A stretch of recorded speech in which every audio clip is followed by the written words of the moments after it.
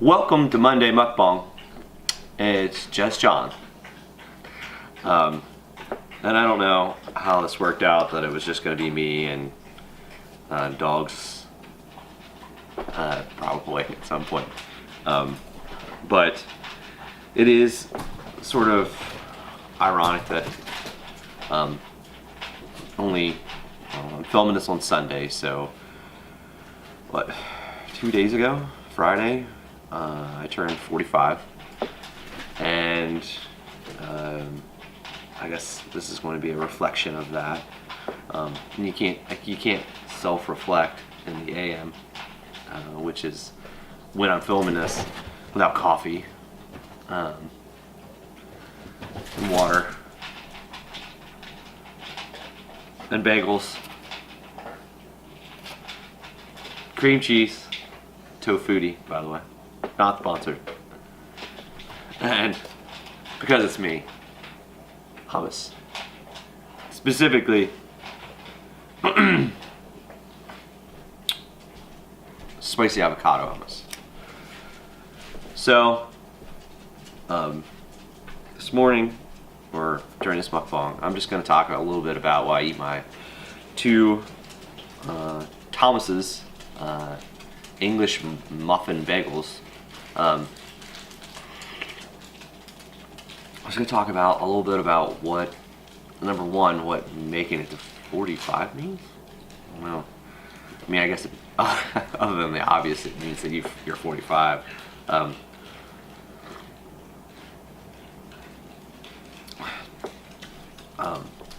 You know, maybe it's sort of like a look back at what I've managed to accomplish over 45 years.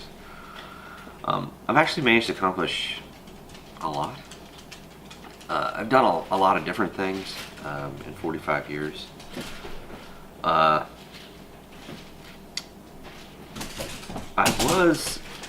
was a pretty good student at one point, and then I sort of fell off as my teenage years hit, and then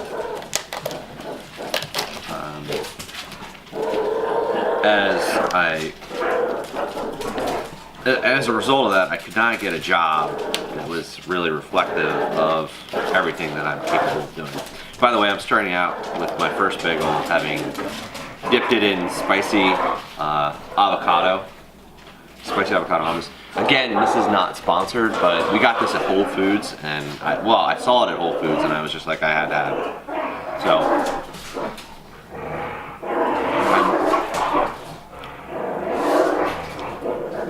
girls, enough, babies.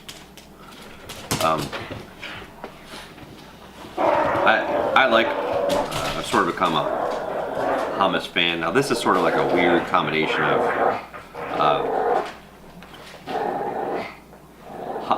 avocado. This would be like almost like an avocado hummus toast. So I'm gonna put this on here. I'm sure you say, look, I've smeared my hummus on there.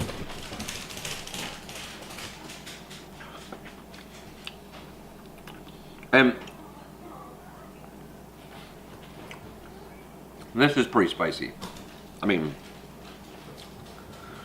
not take your breath away, just ate a serrano pepper spicy, but it's spicy. Anyway,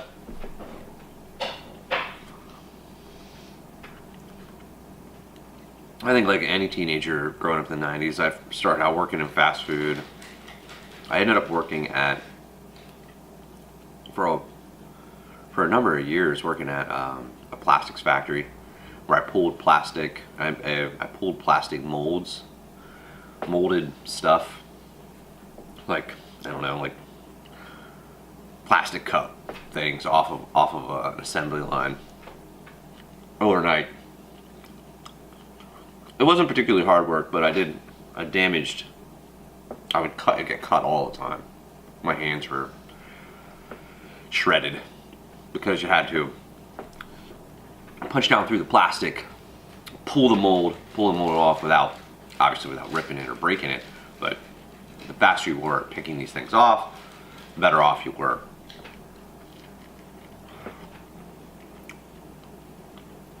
And then at one point I left that to work in a rubber factory, or a rubber roofing factory, I should say. It sounded awful. I worked there for a couple years. That was pretty intense, swing shifts. I mean, good money, plenty of overtime, hard work, very physical. I got very acquainted with rubber, like the rubber plant and what it.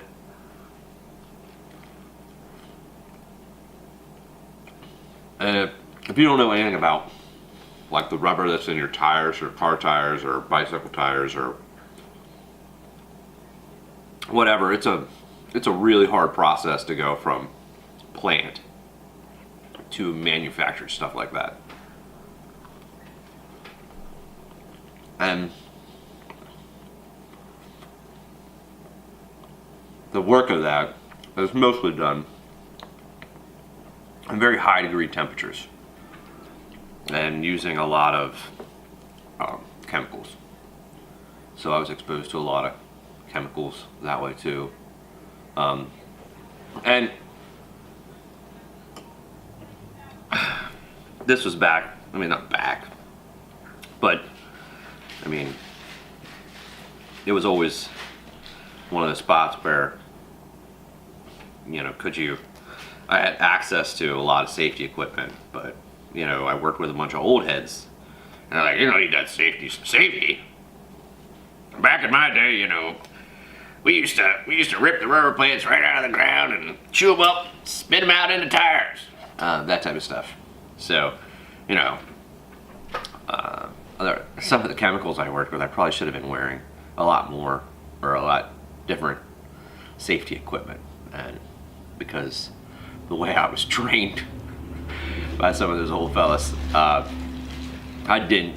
I haven't suffered any ill effects, knock on wood. At least not that I'm aware.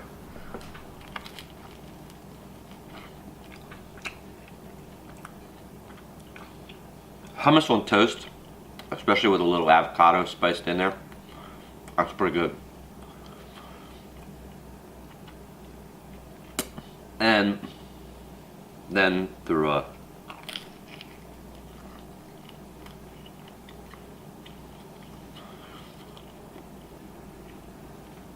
one could only assume a comedy of errors.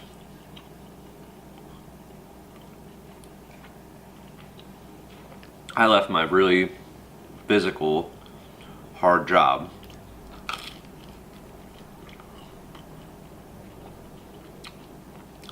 to answer the phones at a customer service for a health insurance company. I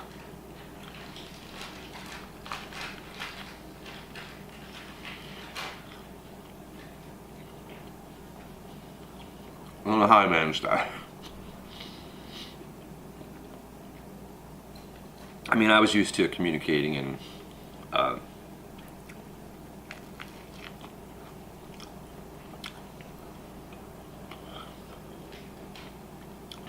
very simplistic ways. A lot of times, you know, because you did have, there were lots of noises in the factory, in the plant, and yeah, you had a lot of safety equipment. You did have some safety equipment on. It's hard to communicate, so I mean, if you got one word out, that's all you really needed.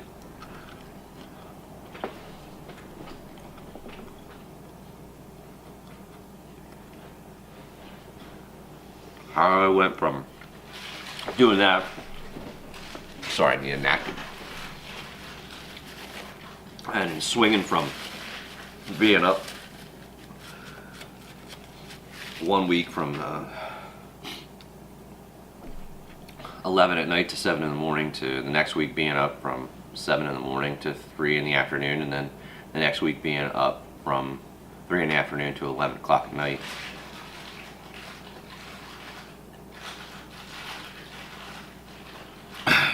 It was pretty rough. So I went from that to answering the phone all the time, like 9 to 5. Hi, thank you for calling X company. My name's John. How can I help you today? And I don't know if it was just my work ethic or what, but I was good at it. I was like one of the top call takers for many number of months and years. I resolved I had to answer some really tough questions for some people and help them through some different spots and analyze and look at computer records and tell them whether their service that they wanted to get done for themselves was covered under their insurance policy. Why didn't this get paid the way that it was supposed to, John? I don't know. Let me take a look at it and I'll get back to you. I did claims adjustment. On the phone. It was rough. I mean, I didn't have any of the physical stuff that I had been used to. I quickly got out of shape. I mean, I had been in pretty decent shape and I quickly fell out of it. I did that for a while and then I decided I should probably go back to school because I had failed out. I'd gotten one A and the rest F's pretty much, which should have been withdrawals because I wasn't there. Before I ever started working in any factories, I just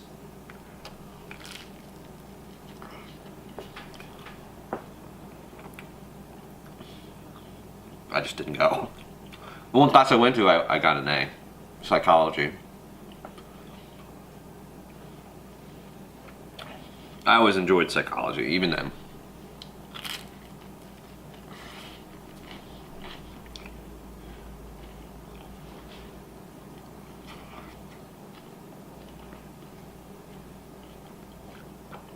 Like I said, I was good at answering questions on the phone and I was good at managing irate customers, so they moved me up to what was called a supervisory assistant, pretty much.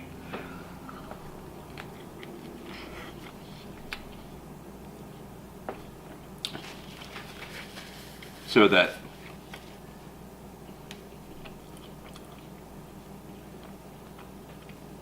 when other people called in and the customer service reps tried to talk to them and they couldn't because they were mad, or I don't know. A lot of what I did even then was there's lots of situations. I mean, when you talk about people's health and then paying for trying to get their health straightened out or corrected,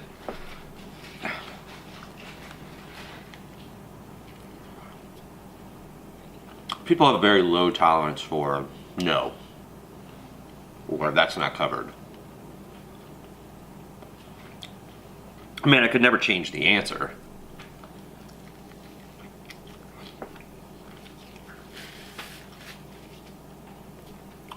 But I did a better job, I guess, of explaining why. And maybe next steps for them. So when I got into that assistant role, I didn't stay there very long. I was already pretty good at what I did. I moved on to become a business analyst.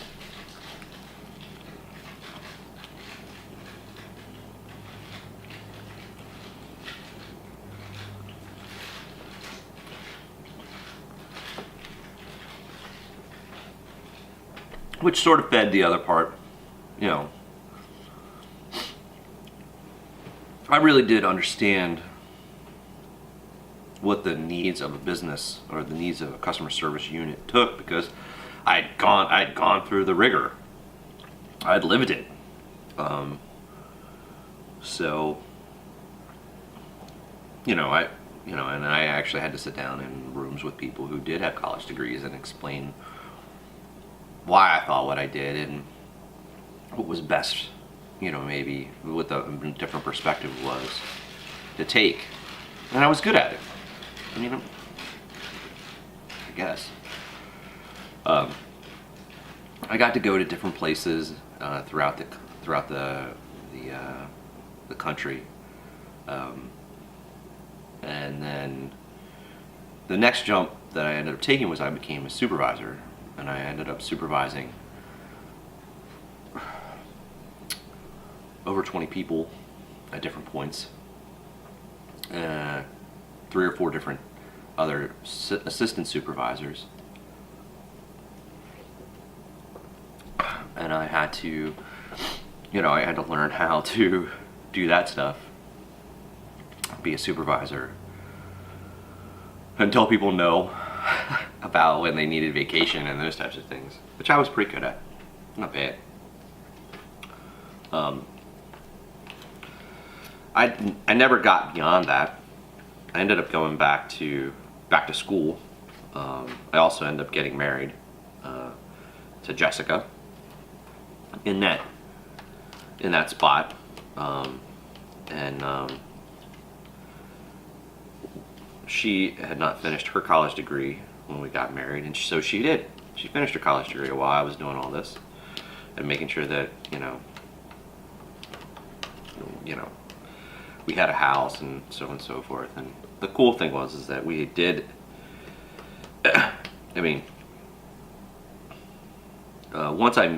Once I met Jessica in those moments, and I start climbing back up, climbing the ladder there, as it were.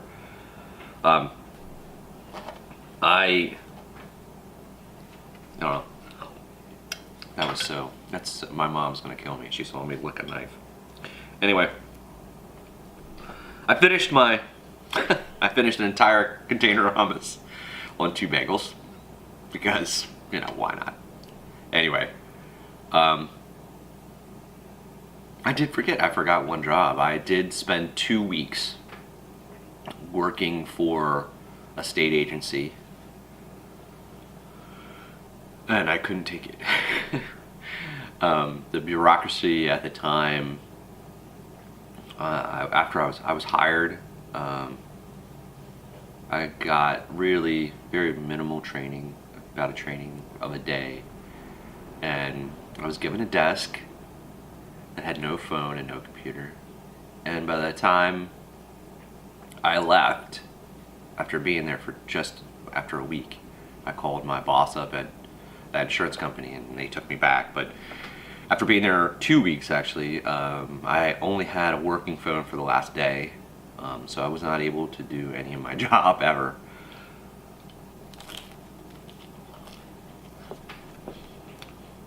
And I don't know if you can tell, but that drove me nuts. I'm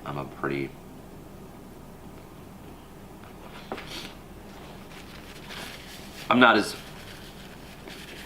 hectic or as involved as Jessica is, but for me that was torture.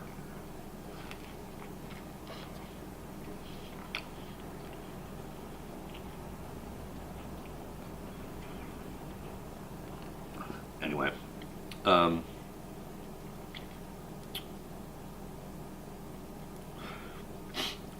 Jessica finishes her college degree.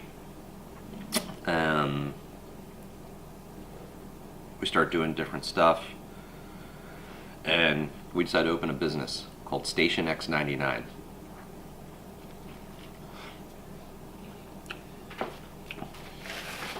Which is a video game business, because that's super cool. And the concept was, for Station X99, was that we would pretty much create little living rooms in a commercial space and have video game consoles hooked up together so that you could play video games against one another without doing all the stuff that you needed to in your home and dragging TVs and so on and so forth. It was sort of like a video game LAN, a LAN center almost. It was really cool. I used to do, I would open it, I would do my 9 to 5 at local insurance company. I would go there, and Jessica and Neil at the time would show up, and we ran it for about 6 months, and we had all sorts of lock-ins and tournaments and so on and so forth. It was fun.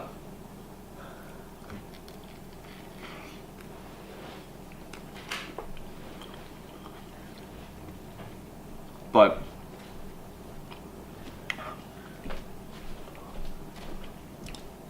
if you know anything about small business, and small business in the early 2000s, it was not really meant to last, so it was pretty tough.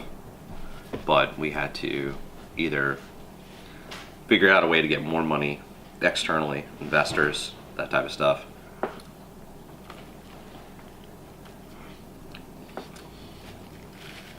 or shut it down. And we shut it down.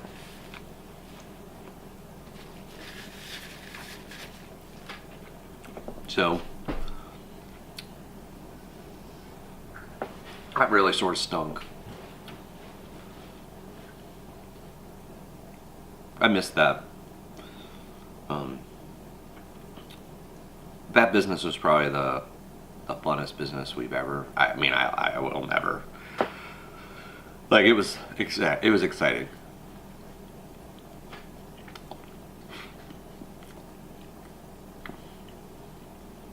We that was probably like, when you talk about what have you done for 45 years, like, when I look at that moment, if I could go back in time and talk to that John and say, listen, you love this, figure it out, I think I would. I think in that moment, you love this, figure it out, is what I should have said to myself. I mean, I was still going back to school. I wasn't taking a lot of credits. So my wife, Jessica was working a 9 to 5, helping out with that. I was working a 9 to 5, helping out with that. I was taking college courses. I think Jessica had wrapped up her college and she was working.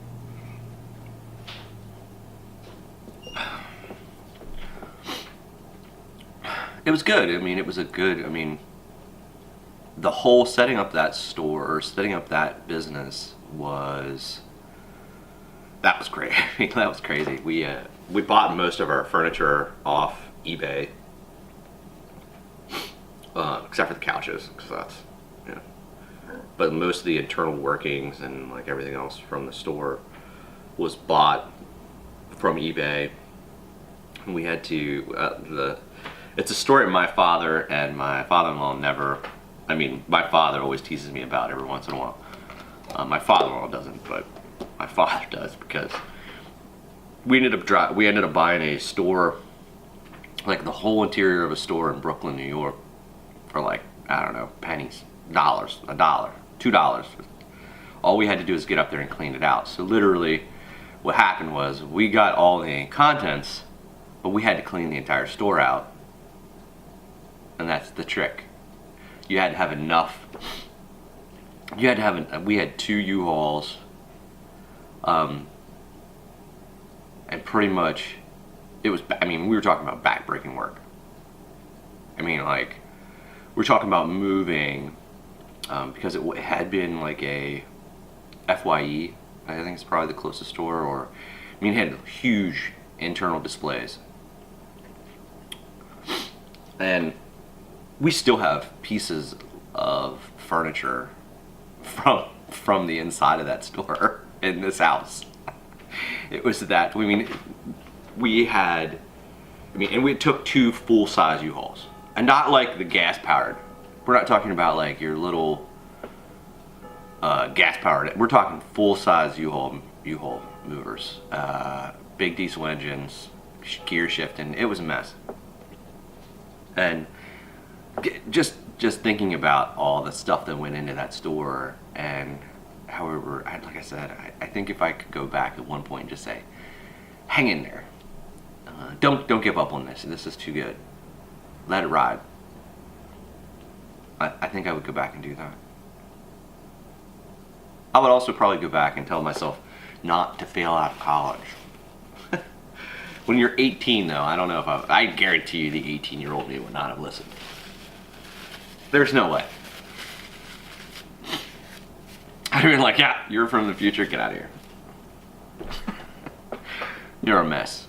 No thanks, sir. You and your gray hair, be gone. So I don't think I could have talked to that kid. With a guy who was open Jessica run Station X99, I think I talked to that guy. I think I could make that guy work. He would listen to this. He would listen to me right now, I think. And I think like those two moments. I mean, there's some personal moments that I'd love to go back and just sort of reset and erase. And those are easily glossed over, but because they hurt probably too much. But like those two moments for me at 45 looking back. Like I said, I don't think I could fix the 18-year-old me. Even if I, like I said, even like back then it would have been, very much like Terminator style. I would have showed up. It would have been, what? Yeah, no, I'm not listening to you, dude. What do you say?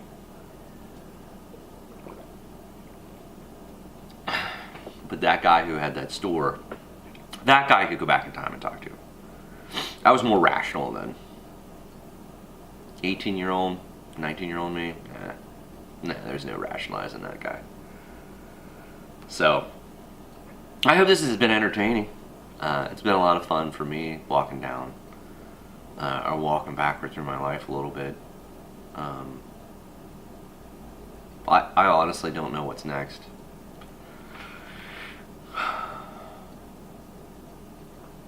I definitely have come to the conclusion where I am really trying to live here in this moment. Because this is the moment that counts. I mean, it has to. Otherwise, I can't go back. I mean, I can't go back in time, and I can't talk to myself in either one of those spots or any of the personal things that I would love to go back and change about myself. So you have to live here. You have to live in this moment. Even though I spent 20 minutes talking about the past, those 20 minutes are going to help shape, maybe they might help shape the next 5 years, who knows. By looking back, you always want to take time to look back, but you don't want to stay there. And you always want to take time to plan for the future, but you can't stay there either. You're living right now. So live right now. Whatever that means to you.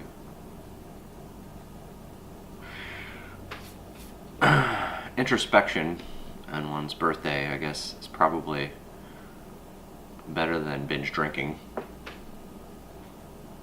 I probably would raise my hand for both at 45. And I do jest a little bit. But that being said,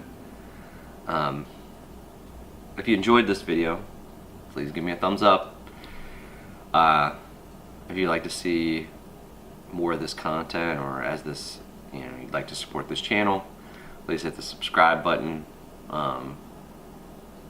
If you would like to leave a comment, please do so. Jessica is into life stories. She's always been into biographies. I'm not so much.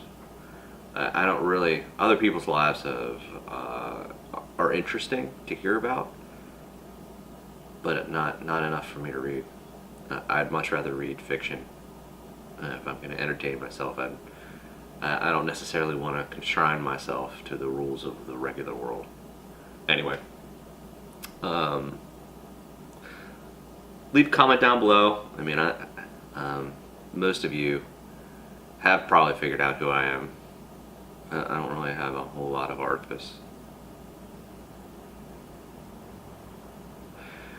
Anyway, it's been fun. Maybe I'll do this again next year. I don't know. I did the like, subscribe, comment. Oh, and hit the little bell. Ring that bell.